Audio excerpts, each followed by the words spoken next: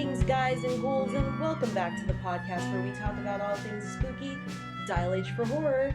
And for those of you who might actually be watching this on YouTube, welcome to the first ever video for this channel. I am your ghostess with the mostest, Shay, and happy Halloween, because by the time you guys watch this, it will be Halloween, or listen to it. I hope you guys have been having a really great and safe, fun, spooky season. I know that I have. But I'm really excited to talk about today's movie, so let's just get right into it. So, while I was away, for those of you watching this on YouTube, you don't know that I took a very long hiatus from this podcast for a while. One of the biggest things I was doing was working at Spirit Halloween store. And while I worked there, I noticed something that I had never really noticed before. Everyone loves Sam. Now, some of you might be listening to this and are like, who the heck is Sam? Well, if you're not familiar with him, Sam is the burlap sack-headed child who carries a lollipop with a jack-o'-lantern's face on it and wears feety pajamas, like the cutest feety pajamas I've ever seen. He's also the official face and monster of a little movie called Trick or Treat. In recent years, it seems like this cute, cuddly little ball of Halloween fluff has gained an enormous amount of attention. He was one of our most requested animatronics that we had at the store. People were begging for the Sam Funko Pop that we had, and to be honest, any trick-or-treat merch that we received pretty much flew off the shelves the minute it got in the door. But the crazy thing about that is, with how popular and beloved Sam is as a character, many of the people that I talked to while I worked at Spirit and that were freaking out over Sam had never seen Trick or Treat before in their lives. I am one of the many people who got sucked into the Sam hype. His cute design was everywhere in that store, and I couldn't help but gush over just how adorable he is. The few people I knew who had seen Trick or Treat highlighted that he was definitely a violent character, almost on the level of some of the most classic slashers. But his cute design made him so much more inviting than most others. Now, I can't talk because if you know me, you know I have an unhealthy obsession with Pennywise, and I also have loved Freddy Krueger since I was probably around 16, 17 years old. But Sam's cuteness is one thing that made me even more curious about the movie. So much so that I couldn't resist buying this cute Slam plush doll. If you're watching the video, you can see him right here. He's my little buddy. The minute it hit our shelves, I was like, I have to have this. It's so adorable. Even though I myself at the time had never seen Trick or Treat. The first time I was ever made truly aware of Trick or Treat's existence was when Universal Orlando Resort decided to use the movie as a scare zone during Halloween Horror Nights 2017. I'd never heard of the movie prior to that, though I did see Sam's picture pop up every now and then in like those list articles where they talk about, popular movies that you should watch during Halloween. Unfortunately, if you live in the southern region of the United States, you know what happened during the summer of 2017. Well, summer and beginning of fall, we had a massive storm by the name of Hurricane Irma come through. And the first night that I did get to go to HHN was shortly after the event opened, after Irma had passed through the United States. And basically, the power went out in the whole back half of the park, and it actually didn't go out in the trick-or-treat scare zone, but they didn't have as many of the props going, and they also didn't have as many actors in the scare zone at that time. I don't know if that was a health and safety issue, or if that was just because of the confusion and the chaos that was going on. I don't know, but it was like not as many people as I'm used to seeing in a scare zone. So unfortunately, I just didn't get to see that scare zone in its full glory. That is, up until the end of October of that year. Universal was nice enough to give everybody who had been there during the fiasco of the power going out at least 3 fast passes to haunted houses. So I made the trek back up there the week of Halloween, right before Halloween, and decided to use those fast passes. And I did everything that night. It was a great Halloween Horror Nights year for me because I literally went in all the houses. I saw all the scare zones. I even saw the Bill and Ted show. They were probably like the second or third to last show they were ever going to run. So this meant I was lucky enough to see the Trick or Treat scare zone as it was meant to be seen. Unfortunately, again, I had no prior knowledge of the film, and I did not know of one particular scene, and Universal it's a very important scene. It is a very important scene in the movie, but Universal decided they were going to highlight this scene in the scare zone, and it involves a particularly irrational phobia of mine. So, needless to say, when I saw that, I pretty much just hauled it right out of the scare zone, didn't even care. I'm pretty sure people tried to come up and scare me. I was just like, I just saw that and I'm done. I like ran. So as soon as I like got out of the scare zone, I kind of like made a mental note. I was like, I'm not watching that movie. If that is involved in said movie, I'm not watching it. Like I kind of wanted to see it, and then I saw that very, very disgusting prop, and I was like, no, no. So that is what happened there. Fast forward to this year. Normally, during the month of October, spooky month, I watch tons of classic films, but I've noticed in the last few years my collection was getting kind of stale.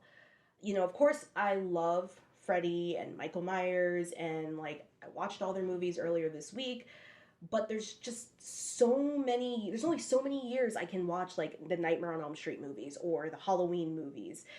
And my goal this season for the month of October, because of how different everything is due to COVID, was to watch movies I have never seen, movies I had heard of, movies I've never even heard of, or movies I hadn't seen in a very long time that I just kind of left out of my collection. So, what movie had been staring me in the face for the last 3 to 4 months, screaming, "Watch me! Trick or treat!" Well, with several people I know telling me that it's a movie I would absolutely love because of my love for Halloween, and the overabundance of that adorable little Sam surrounding me every single day, I knew I would have to bite the bullet, face my fear, and just watch the damn thing. So I did just that this past weekend. I sat down, I took a lot of deep breaths, and I rented it for $2.99 on Vudu. So, what did I think of the new seminal Halloween movie of the decade, I guess you could say? Well, before we get into that, let's talk stats first, and I'll tell you exactly what I thought of it. Trick or Treat was written and directed by Michael Dougherty. It was initially released at a film festival called Butt-Numb-A-Thon on December 9th, 2007. It was shown at several other film festivals in October of 2008 and received a straight-to-DVD release on October 6, 2009. The film had its fair share of issues regarding release with Warner Brothers even not even wanting to release the movie at all. Its initial reception was negative, but over the years, it's grown a cult status and become a staple for horror and Halloween fans alike. It stars Dylan Baker, Brian Cox, and Anna Paquin. It currently has an 81% rating on Rotten Tomatoes and is beloved by many who have seen the film. The plot is as follows. Interwoven stories demonstrate that some traditions are best not forgotten, as the residents of a small town face real ghosts and goblins on Halloween. Tales of terror reveal the consequences of extinguishing a jack-o'-lantern before midnight and a grumpy hermit's encounter with a sinister trick-or-treater. Okay, so, I want to state off the bat, for any of you guys who might be curious of what I'm talking about, those of you who've listened to my podcast, you probably know I've mentioned this phobia before, but if this is your first time hearing this podcast, or if you're watching this on YouTube and you've actually never seen anything of me before, I'm going to share it with you. I have what is called emetophobia. Emetophobia is the fear of vomit. And if you've seen Trick or Treat, you already know what I'm talking about. And it's odd because it's selective. There are some movies where I can't look at it, and I don't necessarily like hearing the noises, but there's some movies where I can get through it with no problem. Like, for example, It Chapter 1, there's 2 scenes where there's characters, spewing, and it doesn't bother me. Sorry if this gets a little gross. I'm not trying to gross anybody out. I hope nobody's eating right now while they're listening and watching to this. But, there's some things I can handle that aren't as aggressively just disgusting. A great example of a movie that I have watched once and will never watch again because of this phobia is Pitch Perfect. Again, if you've seen the movie, you know exactly what I'm talking about. I don't need to describe it to you. So what the encounter I had at Halloween Horror Nights was with a prop that was violently getting sick. And it was one of those things that I heard the sound out of the corner of my eye, and I just turned because it's like a knee-jerk reaction, like what's going on over there? And I looked and I saw it, and it was very graphic, and I just booked it out of the scare zone. And from that point forward, I was like, I don't think I want to watch that movie if it's that graphic.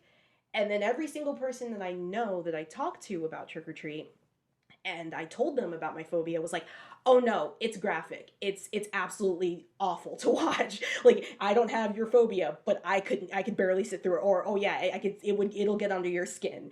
So going into watching this movie, it's taken me almost the entire month of October. It took me almost the entire month of October to actually get up to this movie because of that phobia, because I knew that scene was there and I was already anticipating it. And as soon as I have that in my head, as soon as I have the thought process in my head that I'm going to encounter something of that nature, it is very difficult for me to get past that fear. And it actually took me, when I watched the movie last weekend, it actually took me like a couple out of hours sitting there just thinking, okay, what kind of game plan can I go with for this film? Because I knew, I had looked up, thank you to the people at doesthedogdie.com, because I looked up like a tell, at least some, thank whoever, I can't remember who wrote it, but whoever wrote the little tell of when the scene is coming up, thank you so much, because that helped me like so much. Because a lot of my friends were like, I don't even remember when it is in the movie, and I'm like, and now I watch it, I will tell you, if anybody does have a phobia of that, or if you just don't want to see it, it's pretty early in the movie. It's pretty early in the movie. You have it happens fairly in the beginning of the movie. It's not like it happens like somewhere in the middle, and you have kind of time to decide whether you want to sit through that scene or not. Um, so I had to come up with a game plan on how to do it. And I promise the whole review isn't going to be about this one scene. I am going to get to the movie, but I just kind of wanted to give you guys my thought process and why it took me so long to watch this movie. But thank you to whoever it was at doesthedogdie.com. If I look it up again, I'll put your username at the bottom in the description, because it was just definitely a like a helpful thing. Um, so I pretty much muted the TV, and then what I did was I kind of held my phone up so I could only see the very tippity top of the screen. I couldn't see anything below, so I could kind of figure out when the scene changed. Um, as far as I know, I probably missed a lot of exposition because I muted the scene, the entire scene, like from the moment he was on the porch, just like I muted it. So I don't know. There was probably stuff that was discussed in that scene that I didn't want to, because I knew it was going to be bad, and just from like the little bit of motions that I could see from the kid, I was like, that would have been really bad if I had walked into that movie without any knowledge of it. So, again, this is my warning to anybody who might be listening to this that has the same phobia, or watching this that has the same phobia, and this is my like warning to anybody who doesn't have that phobia but just doesn't want to watch gratuitous vomiting. That's my warning to you. It happens fairly in the beginning of the movie when you see a little kid walk up to the porch and start taking candy from a bowl. You can skip that scene. Have somebody who's seen the movie and can sit through it explain what happened during that scene aside from the vomiting. That's what I'm gonna have to do at some point. Like, what did he say? Because I didn't hear it. But aside from that scene, all of that grossness aside, I actually was super impressed with this movie. I described it to a friend of mine that it reminds me of watching Goosebumps, but if Goosebumps was violent and gory. Like, it gave me that like whole like reader beware, you're in for a scare scene like feel, you know. Um, I love the fact that everything sort of intertwined and was interwoven. And they kind of just brought everything full circle at the end. Um, it was not nearly as violent as I thought it was going to be. I'm the kind of person that if someone tells me something's really violent, I'm thinking Saw level of violence. I'm thinking Hostel. I'm thinking Eli Roth level of violence. I'm not thinking like, oh yeah, there's a couple of stabbings and stuff like that. Like, I'm thinking Eli Roth level of violence. I'm thinking I'm going to not need to eat anything while I watch this film. It's the same thing happened when I watched Midsommar. People were like, it's so violent and gory. And I'm like, dude, there was like 2 scenes and they weren't really that bad. Like, I'm just saying, because I guess it's because I've personally seen so much worse that it's kind of one of those things where I'm like, no, I'm not that. I'm expecting more. And so when I watched it, it is violent. If you're somebody who cannot handle body horror and even like the slightest amount of gore, be warned, approach with caution, but it's not as violent as like a Saw movie or a Hostel movie, or even like Halloween or Nightmare on Elm Street. Like, it's not even close to that level of violence. So one of the biggest things about this movie is that there are 4 separate stories that all connect to one another in some way, shape, or form. And they're all told in sort of like a anthology sort of way that, you know, each one has a segue. So the four stories, I don't know the exact names for them, but according to Wikipedia, there's Principal, um, Halloween Bus Massacre, The Party, and Sam. Those are the what Wikipedia has it listed at. I don't know if that's the official titles of all those little anthologies. The Principal storyline is the one with the really awful scene that I couldn't sit through, so I missed a lot of that. But the ending of that storyline was really good. Like the first ending of that storyline was really crazy. I was not expecting that.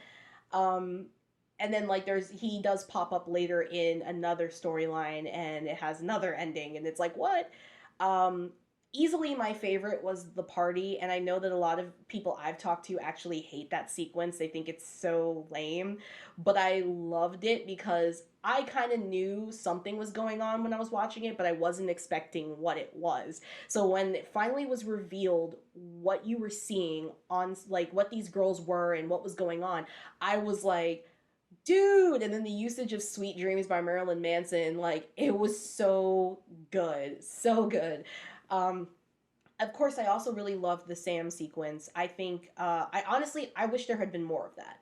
I wish that had been a lot longer. Like, I could have watched an entire movie of just that little segment, like an entire movie of just that little segment. To hype up Sam, I understand why people love him. He is adorable. If you haven't seen Sam, if you're not watching this video and seeing him sitting in the corner of my computer right now, like, go look up Trick or Treat Sam because he's adorable. He is so cute with his little sack head, with the little Stitch smile, and his lollipop, and his, you know, feety pajamas. He's just so cute and cuddly and adorable.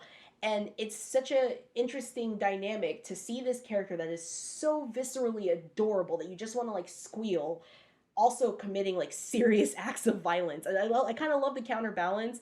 And it's like a joke, running joke with a lot of my friends that I love creepy and cute stuff, and this like ticked that box. Like there, I will say there's like a scene where he comes up from the side of the bed, and it's supposed to be so scary because it's like this creature is in your room, you know, and he comes up from the side of the bed looking at the guy, and I audibly was just like, oh, he's so cute, like look at him, like he's got a knife in his hand, but I'm over here like, oh, that's so adorable. I mean, it's not on the level of like Chucky, because I think Chucky's kind of ugly, especially as he starts to like morph more into Charles Lee Ray. Like he gets uglier and uglier. Like there was never like Chucky has too much of an uncanny valley. Sam is cute, like legitimately cute. He's adorable. Like I would, if I had a little boy, you know, a son, I would dress him up as Sam because he's just so cute. The feety pajamas, and I could go on and on about Sam. But all four of the stories were really great though. All four of the stories were really like they were rich, even though they were short. They were well acted. I can't see the problem with this movie. I can't see why why Warner Brothers didn't want to release it and why people didn't respond to it well the first time. Aside from maybe the gratuitous like violence and the gratuitous vomiting, I could see that putting people off, but like it's a giant love letter to Halloween. That is what Trick or Treat the movie is. It's a giant love letter to Halloween. It is, if you love Halloween, when you sit down and you watch this movie, you're going to get that feeling in your chest of like what it's like to be a kid walking around in Halloween and during Halloween. And what if some of the stories you heard growing up were true? I mean, like, you know, like even though I didn't watch the scene, I mean, the idea of somebody poisoning your candy is such an old fear. I remember when I was a kid going trick or treating and my mom always being like, oh, don't take it if, you know, it doesn't come all wrapped. And, oh, you know, you got to be careful going out there because, you know, you never know what people are going to do. So, like, that whole, even though the scene was disgusting, I got the gist of why it was so disgusting. The dude tampered with the kid's candy and killed him, you know, dude, like, the dude was crazy, tampered with the kid's candy and was like, here's a lesson to you, you know, you're going to mess with my candy, you're going to get violently sick. You're going to come and steal from me, you're going to get sick, you know, you're going to die. So, I understand that, and you know, the whole like the school bus massacre. Oh my god, like that one was very. It felt like watching Are You Afraid of the Dark, If Are You Afraid of the Dark featured like extreme violence and something like it just had this like childlike darkness to it, which is interesting. Like it wasn't fully just like, oh, it's so dark and doom and gloom, you know. It was just like it was dark, but it was like you could see kids doing something like that. Like, let's go to the quarry and try to find this abandoned school bus, you know? Like, it's really very cool the way they did this movie. So I can't see the problem with it. I can't see why people didn't like it upon initial release. I can't see why it had to become a cult film because I don't, it's one of those instances, again, like many other films that are out, I don't know what people were expecting. Like, when I watched this movie, my only expectation when watching this movie was how violent is it going to be, because everybody's telling me it's really violent. And I watched it, I said, okay, it's kind of like a generic amount of violence. It's violent, but it's generic. If you can handle watching Friday the 13th, you can watch Trick or Treat. You can watch Trick or Treat with no problems. And I just feel like it's not that it's not that bad of a movie. I had a great time watching it. When it finished, I was like, wow, I really liked that. You know, I'm impressed how much I liked it, because I figured from a lot of the negative reception that I had read about the movie years ago that it was just a really cheesy, poorly acted, poorly written story. I mean, you know, you got Dylan Baker. Dylan Baker's a great actor. You know, Anna Paquin, you know, whether you love her or hate her, she has her moments. I think she did really well in this movie. Um, you know, and Brian Cox is amazing. He's great. So it's like, you know, you have like, what expectations do you have from a movie like this? It's just fun. It's Halloween fun. And you know, when you think about it, there's not a lot of movies out there that are Halloween movies. There are scary movies that are, you know, typically watched around this time of year, but there really aren't a lot of Halloween movies. You have like Hocus Pocus, you have Monster House, you have Casper, you have you know, what is that other movie? Halloween Town, if you're a Disney freak like me. But those are kids' movies. Those are like cutesy little kids' movies. And then you have, you know, like the ever famous like Michael Myers over here, like doing his thing, you know, like on Halloween. It's like, you know, that's it. That's all you really have. You don't really have a lot of movies based around Halloween, you know, like, so it's kind of nice that this movie exists and that it's there for people who love horror and it's there for people who love Halloween. So I do highly recommend it to anybody that hasn't seen it. If you can sit through gratuitous vomiting scenes and some pretty little, I won't say gnarly violence, but I mean, like, if you're not one that can sit through a slasher film, I wouldn't advise you watching this. But if you can sit through a slasher film and you can get past that scene in the principal's storyline, I think you'll be fine watching this movie. It's a fun, awesome, great time, and I really think it encapsulates the spirit of Halloween. It made me really happy when I watched it. I was like, wow, I really liked this movie. So I'm really glad that I watched it. I'm really glad I kind of, you know, bit the bullet and like sucked up my fear and just said, I'm gonna watch it. I'm gonna just like keep my face covered during that scene so I can't see it. I'm just gonna watch the movie because I need to understand. And plus, also, like, while I was working at Spirit, I bought this giant tapestry that is like kind of floral, but it has like on like written in blood. It has a trick or treat, give me something good to eat written all over it in blood. I had no idea what that was. It wasn't until I watched the movie that I realized that that is Mr. Krieg's wallpaper after Sam writes all over it in blood when he goes into his house. So now it's like, it's kind of cool because I look at my tapestry, I'm like, I understand that reference, like Captain America. I understood that reference. Like, that's the way I feel. So I'm glad I watched it. If you have time today, or, you know, maybe put it on your list for next Halloween if you haven't seen it yet. I definitely highly, highly, highly recommend watching Trick or Treat. And that is all the time that we have for today. So what did you guys think? Is this a movie you've seen? And if so, do you think it's a classic as much as everybody else does? And can we all just agree right here that Sam is the most adorable horror movie monster to ever exist? I have never wanted a pair of Feety pajamas more than when I saw this movie. Thank you for joining me, whether you join me via podcast or on YouTube today. If you want to connect with me and talk about movies, you can find me on DH4H Podcast on Twitter. That's the letters DH, the number 4, letter H and the word podcast. Or you can also find me at Dial H for Horror Podcast on Instagram. If you like what you hear and are afraid to miss an episode, never fear. You can follow this podcast on either Spotify or Anchor. I release a new episode of the podcast every morning, so if you follow me, you'll never miss one. Be sure to subscribe to my YouTube channel as well, because a lot of fun things are coming. Yes, I know Halloween is over as of tonight, but it doesn't mean that the scary movies and the scary content has to stop. Thank you so much again for listening and watching. Tune in next week to my podcast for more movie reviews, and check out my channel for something really special. I've been your host, Shay. Be safe out there, and remember, if you find yourself breaking any of the rules of Halloween and you see a cute kid with a burlap sack on his head watching you, don't panic. Just dial H for horror. Happy Halloween!